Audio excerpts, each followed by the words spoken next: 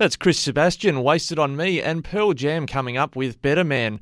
Well, on the Flow News Network, we've been covering the latest with the pandemic and what's happening in New South Wales, for instance, with regional New South Wales still locked down. And Premier Gladys Berejiklian has indicated that a freedom will be restored to some people in New South Wales if they have been fully vaccinated with their 2 doses of the AstraZeneca or the Pfizer vaccine.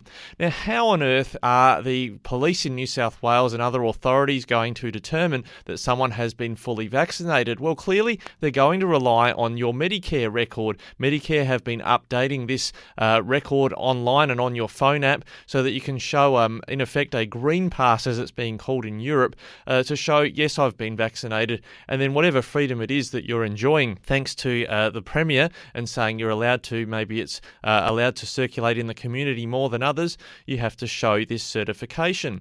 Now, Flow News 24's news desk has been chasing this with state premiers. In fact, Premier Berejiklian didn't answer our questions about this topic previously. Other premiers have said, we're going to deflect this issue to National Cabinet to be decided on when it will be appropriate to rely on a health record or a green pass on your Medicare certification as a basis for you to participate in community life in ways that others can't. Now, here on the Flow Morning Show with Wayne Phillips last week, Wayne held up the letter from the Prime Minister that he sent to our news desk saying that vaccination will remain voluntary. Now, I'm going to leave aside for a moment whether it's right or wrong to get vaccinated. That's a subject for you personally and to consult with your health professionals.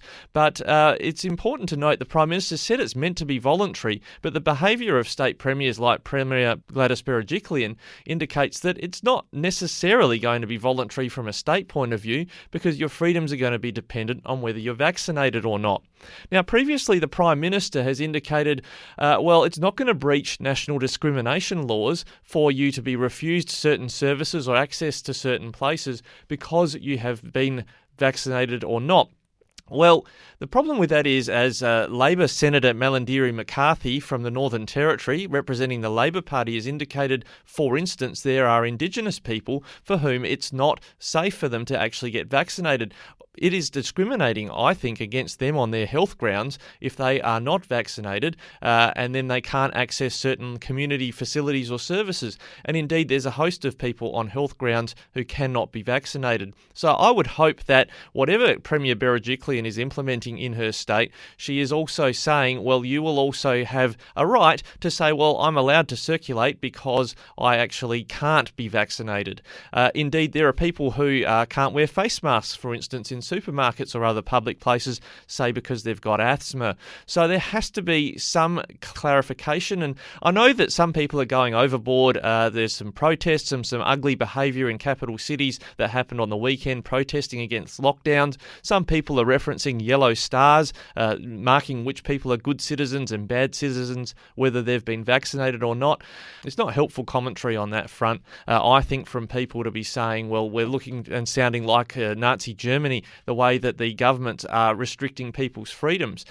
Naturally, there is health advice that is being provided to governments about what is going to keep people safe in the community, and we keep prosecuting on Flow News 24 just the accuracy and the transparency of that advice and whether premiers are actually relying on that advice or on some other political imperatives such as saving their own bacon because they don't want a pandemic running amok in their state when, for instance, in the Riverina of New South Wales where we broadcast, there haven't been any community cases within hundreds of kilometres of that district and none in regional Victoria across the border until you get to Shepparton. So, as I keep saying on the morning show, we need royal commissions, and I think they should be starting now. As Tony Abbott has said, federally there should be a royal commission. There should be some at state levels as well, starting now to investigate premiers and the Prime Minister and their handling of the pandemic and this national cabinet that they all seem to be deflecting to, but it has none of the cabinet secrecy protections that federal or state cabinets have. We need to get to the bottom of exactly what's been done and whether it's been properly done, certainly before there are elections federally or at the state level, so that these premiers can be accountable for their decisions.